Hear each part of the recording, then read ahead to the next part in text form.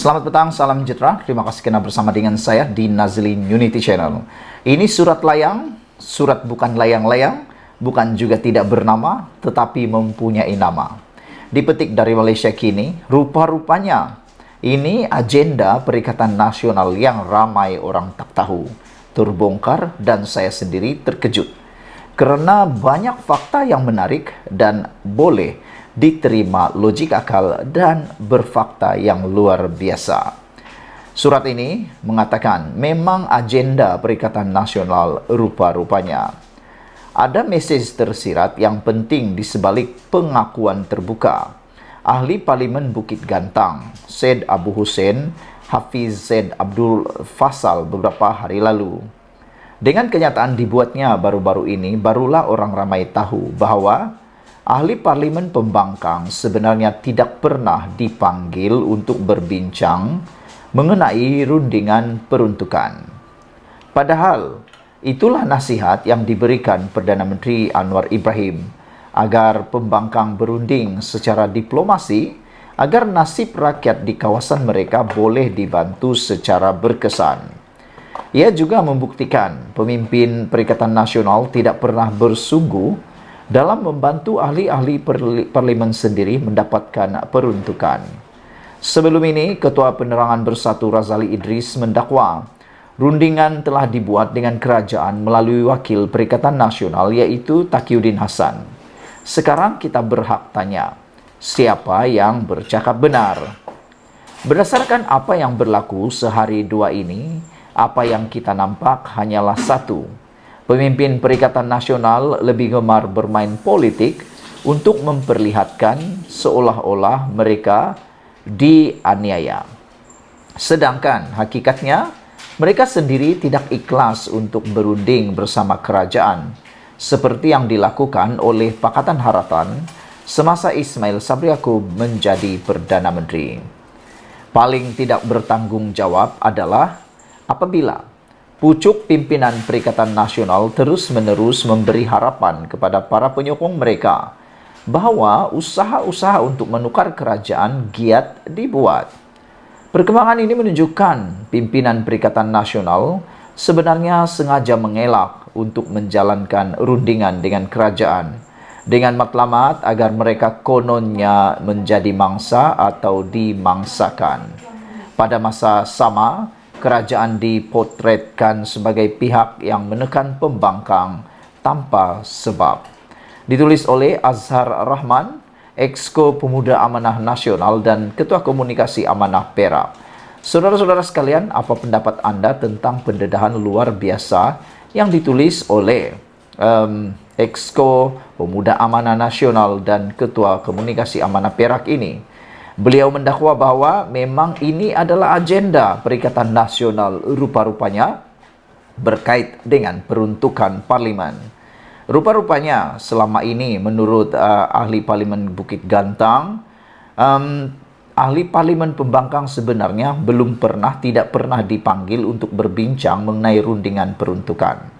Jadi sekarang kita nak tanya, kata penulis ini, siapa yang bercakap benar? Adakah ahli parlimen Bukit Gantang itu ataupun Ketua Penerangan Bersatu Razali Idris yang mendakwa rundingan telah dibuat oleh kerajaan melalui wakil Perikatan Nasional Taqiyuddin Hasan? Ataukah kedua-duanya mempunyai agenda tersendiri?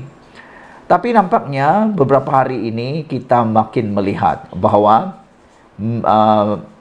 Perikatan Nasional lebih gemar bermain politik untuk memperlihatkan seolah-olah mereka dianiaya.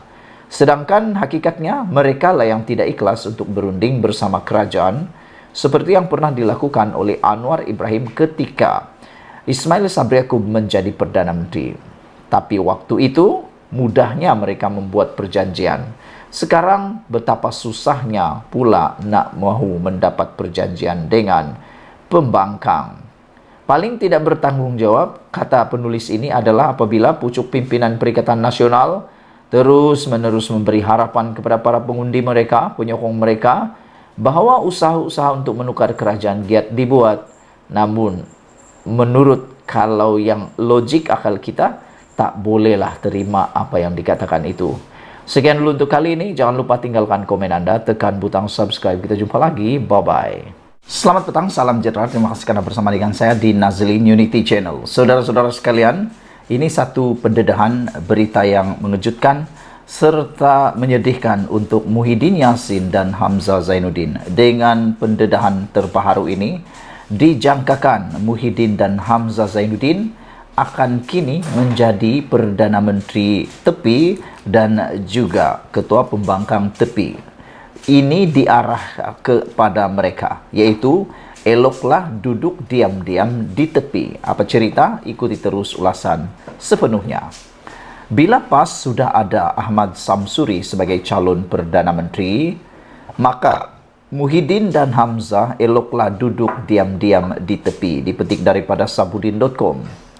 Kemenangan bergaya PAS melalui calonnya, yaitu Ahmad Samsuri Mokhtar dalam PRK semalam, sebenarnya bukanlah sesuatu yang mengejutkan, malah sudah dijangka pun.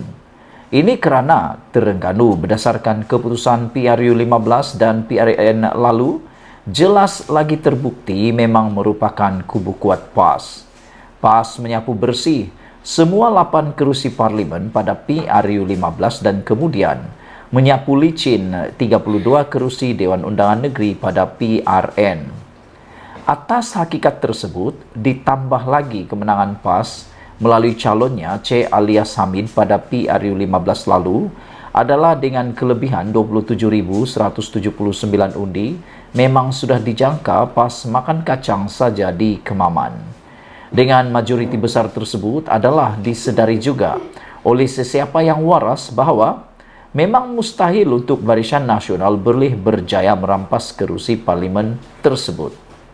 Cuma, ramai yang menjangkakan kemenangan PAS dengan meletakkan Menteri Besar Terengganu sebagai calon, majoriti yang mungkin dicapai sekitar 30,000 undi, lebih sedikit saja.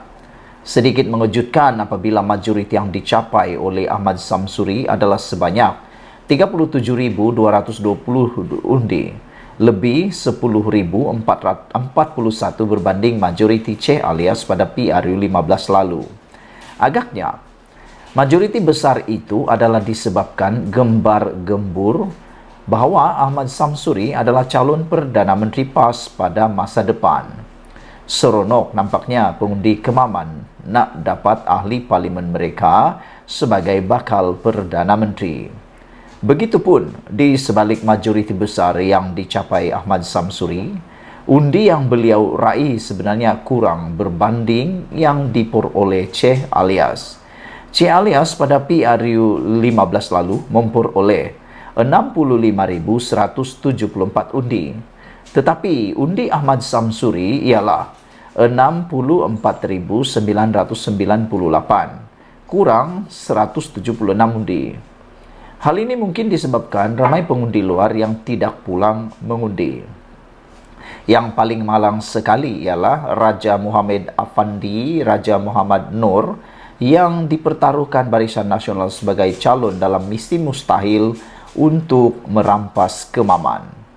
Beliau bukan saja gagal, malah undi yang diperolehnya cuma 27.778 undi, yaitu jauh lebih rendah berbanding 38.535 yang dicapai oleh Ahmad Said pada PRU 15 lalu. Soalnya, kemana pergi 10.757 undi lagi? Lebih malang lagi jika dicampur undi Ahmad Said sebanyak 38.535 dengan undi calon PH Hasuni Sudin sebanyak 8.340 pada PRU 15 lalu, Raja Effendi sepatutnya boleh mendapat lebih 45.000 undi. Mengapa beliau hanya berjaya mendapat 27.778 undi? Apakah pengundi UMNO sendiri menolak Raja Afandi dan kerjasama BN dengan PH tidak diterima oleh pengundi Melayu? Apapun kejayaan cemerlang PAS di Kemaman dengan meletakkan Ahmad Samsuri sebagai calon, disertai dengan gambaran beliau adalah calon Perdana Menteri bagi masa depan, ini bererti sudah sampai masanya bagi Muhyiddin Yassin untuk bersara dan Hamzah Zainuddin turut berlapang dada memberi laluan.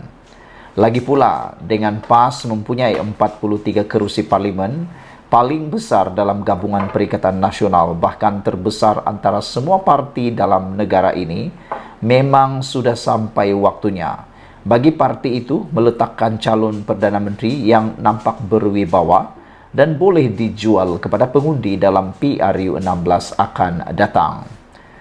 Jika selepas ini ada lagi PRK di mana-mana dan Ahmad Samsuri diturunkan dengan lebih kerap sebagai wajah calon Perdana Menteri, rasa-rasanya PAS akan lebih mudah memikat hati pengundi, seterusnya mencipta kemenangan.